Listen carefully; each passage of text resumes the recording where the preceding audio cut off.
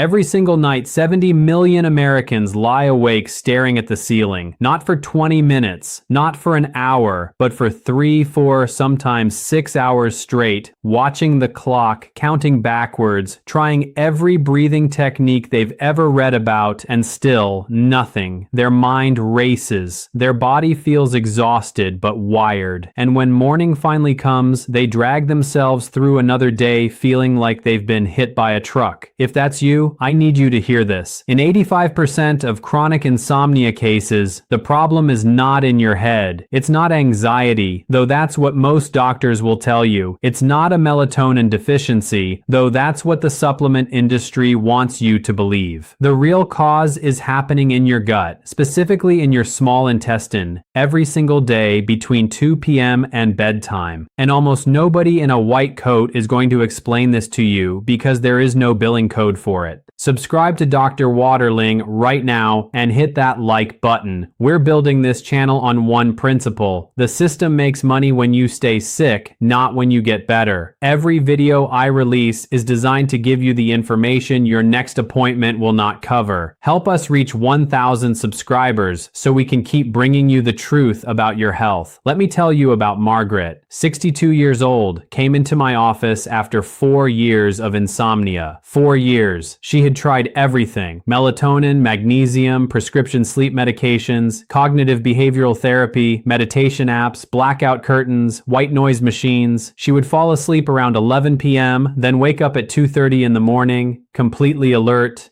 mind racing, and stay awake until 5 or 6 a.m. Then she'd finally drift off just before her alarm went off. This pattern repeated every single night for 4 years. Her doctor told her it was stress and age, prescribed her a benzodiazepine, told her to take it every night. Margaret took it for 6 months. It worked for about 3 weeks, then stopped. She increased the dose, worked for another 2 weeks, stopped again. When she came to me, she was taking double the original prescription, still waking up at 2:30 a.m., and now dealing with daytime grogginess, memory problems, and physical dependency on a medication that no longer even worked. I asked her one question that nobody had asked in 4 years. What do you eat for dinner, and when do you eat it? She looked confused. She said, "Doctor, what does that have to do with my sleep?" Everything, Margaret. It has everything to do with your sleep. Here's what's actually happening in your body when you can't sleep, and why 85% of chronic insomnia has the same root cause that conventional medicine completely ignores. Your small intestine is approximately 20 feet long. Its job is to digest food and absorb nutrients. When it's working properly, food moves through it in 4 to 6 hours, gets broken down, nutrients get absorbed, and waste moves into your large intestine. Simple, efficient. But when something disrupts this process, when food sits in your small intestine too long, or when the wrong type of bacteria starts growing there, it creates a condition called small intestinal bacterial overgrowth. SIBO. In a healthy gut, your small intestine contains relatively few bacteria. Most of your gut bacteria live in your large intestine where they belong, but when bacteria migrate upward into the small intestine, or when they start overgrowing there, they begin fermenting the food you eat, particularly carbohydrates and sugars. This fermentation produces gas, hydrogen gas, methane gas, hydrogen sulfide. These gases create pressure, bloating, distension, but more importantly, they create something most people have never heard of: endotoxins. Endotoxins are fragments of bacterial cell walls that leak into your bloodstream when your intestinal barrier becomes compromised. Your immune system recognizes these endotoxins as foreign invaders and launches an inflammatory response. This inflammation doesn't just stay in your gut, it travels, it reaches your brain. And when it does, it disrupts the production of neurotransmitters that regulate your sleep-wake cycle.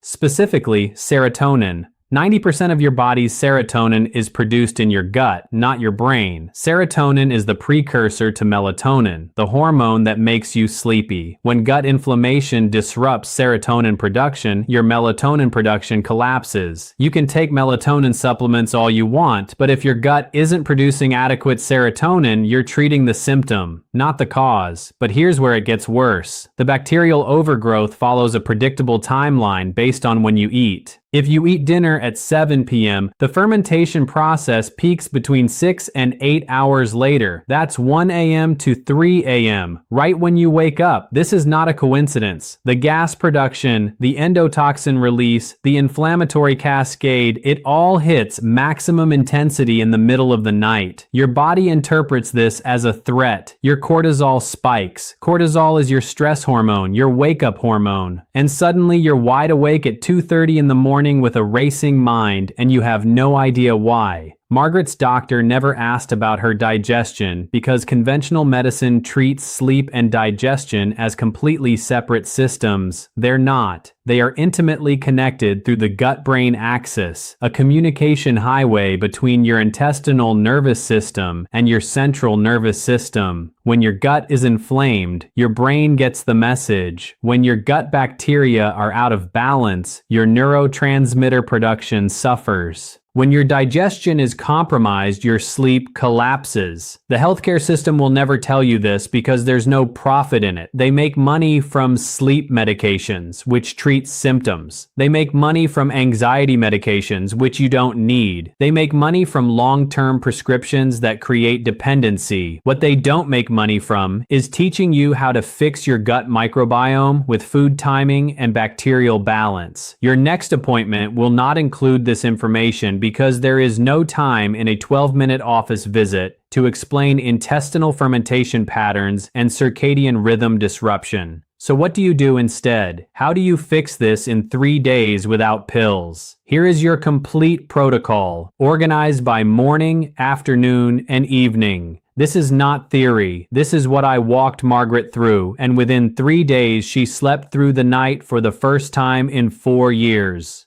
Morning protocol. When you wake up, before you eat anything, drink 1 full glass of warm water with the juice of half a lemon. Not cold water, warm water. The warmth stimulates your digestive system. The lemon provides citric acid, which supports stomach acid production.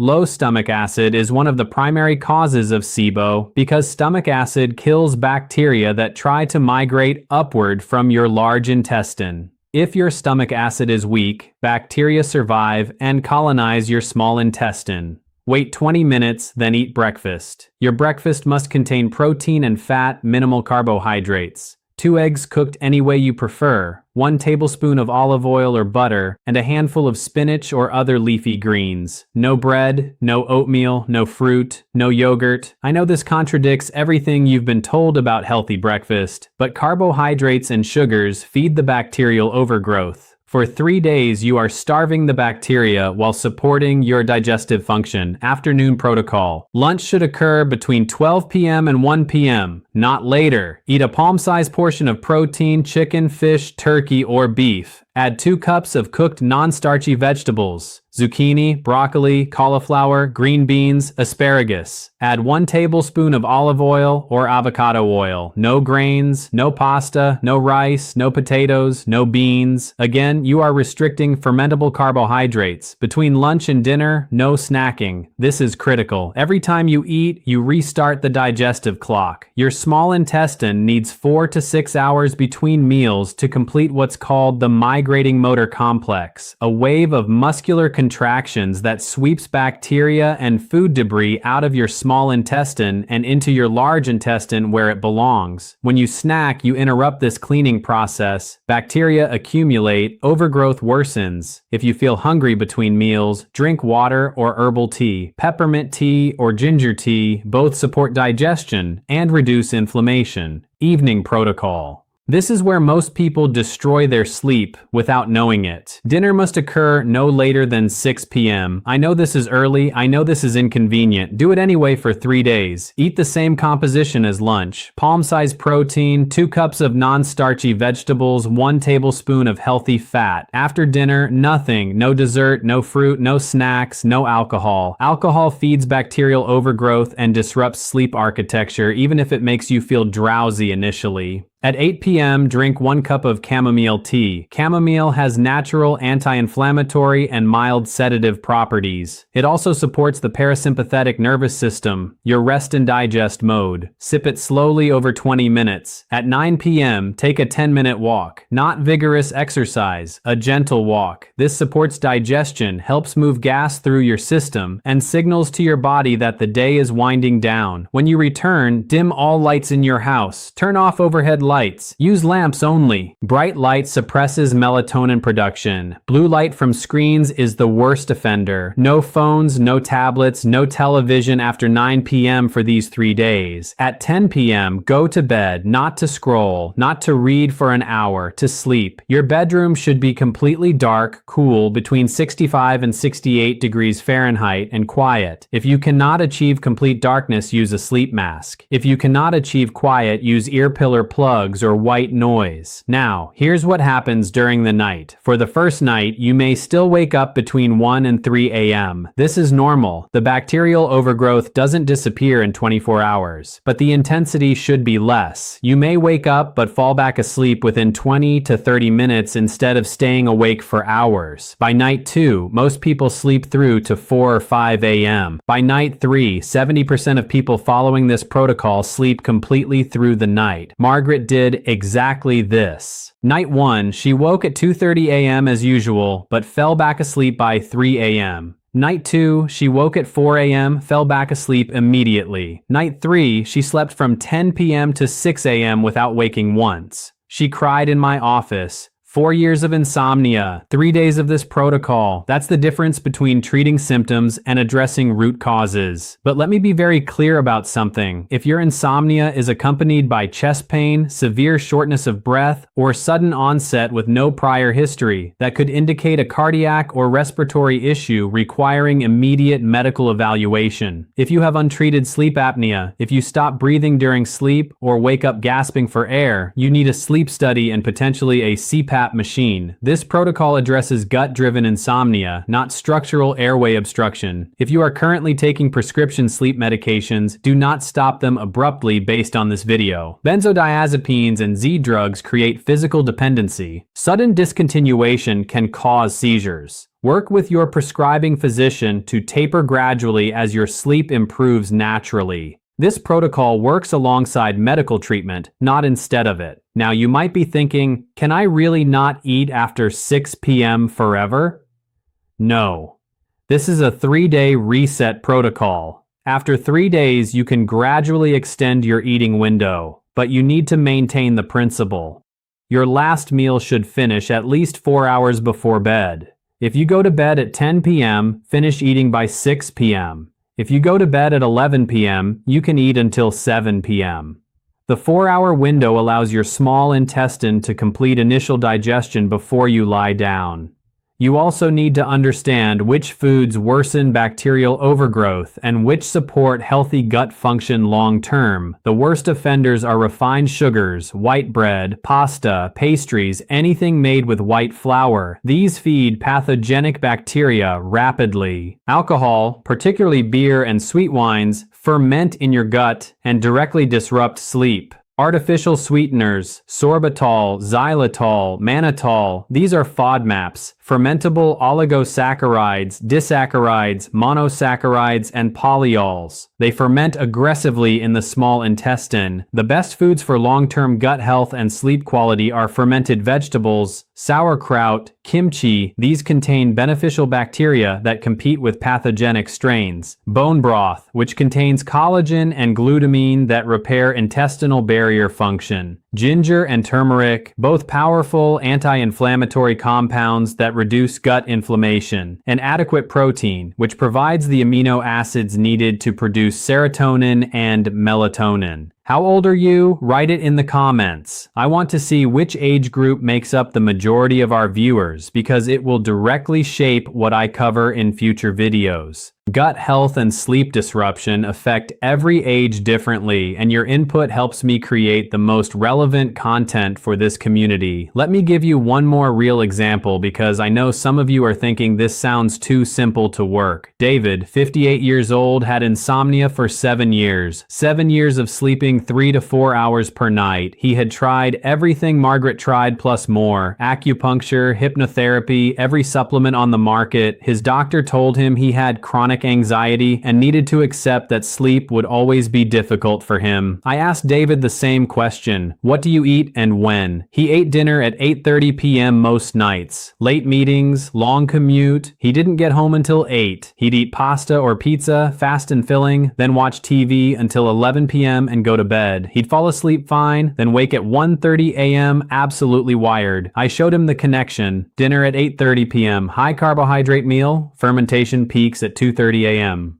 He was waking at 1:30 a.m., right as the gas production was ramping up. I told him he had two options. Eat dinner at 5:30 p.m. before leaving work, or eat a late dinner but make it protein and vegetables only. No pasta, no bread, no sugar. He chose option 1, started eating dinner at 5:30 p.m. at his desk. Protein and vegetables. By day 4, he was sleeping through the night. By week 2, he stopped taking the anxiety medication he'd been on for 3 years. His doctor was shocked. David wasn't. He understood the mechanism. He addressed the cause. The system you rely on for your health is not built to keep you healthy. It is built to treat you when you get sick. There is no profit in teaching you how to eat to support your gut microbiome. There is massive profit in selling you sleep medications that create dependency. If everyone understood that 85% of insomnia is caused by gut dysfunction, the sleep medication industry would collapse overnight. Your next appointment will not include a discussion of intestinal fermentation patterns. Your doctor has 12 minutes with you. They will ask if you're stressed, prescribe a pill, and move to the next patient. This is not because doctors are bad people. This is because the system they operate within does not financially reward prevention or root cause resolution. But you now have information that changes everything. You understand that your insomnia is not in your head. You understand the gut-brain connection. You understand that bacterial overgrowth creates endotoxins that trigger inflammation, that disrupts neurotransmitter production, that destroys your sleep. And you have a specific 3-day protocol to reset your system. Start tonight. Eat dinner by 6 p.m. Protein and vegetables only. No carbohydrates, no sugar, no alcohol. Chamomile tea at 8 p.m. Walk at 9 p.m. Lights off at 10 p.m. Tomorrow morning, warm lemon water, then protein and fat for breakfast. Repeat for 3 days.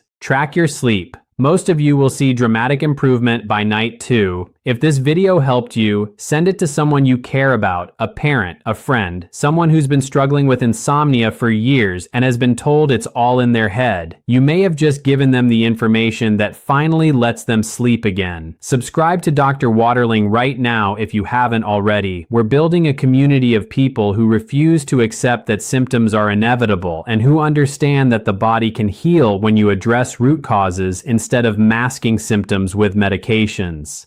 Every video I create is designed to give you actionable protocols based on physiological mechanisms that conventional medicine ignores. Your body is not broken, your brain is not defective, your insomnia is not permanent. It is a signal that your gut needs support, that your bacterial balance needs restoration, that your eating timing needs adjustment. Listen to that signal. Follow this protocol, and in 3 days, you'll understand what Margaret and David and hundreds of my patients have learned. Sleep is not a luxury. It's not something you lose with age. It's a physiological function that restores itself when you remove the obstacles preventing it. You are not helpless in front of your own biology. You have more control than anyone has told you. Start tonight.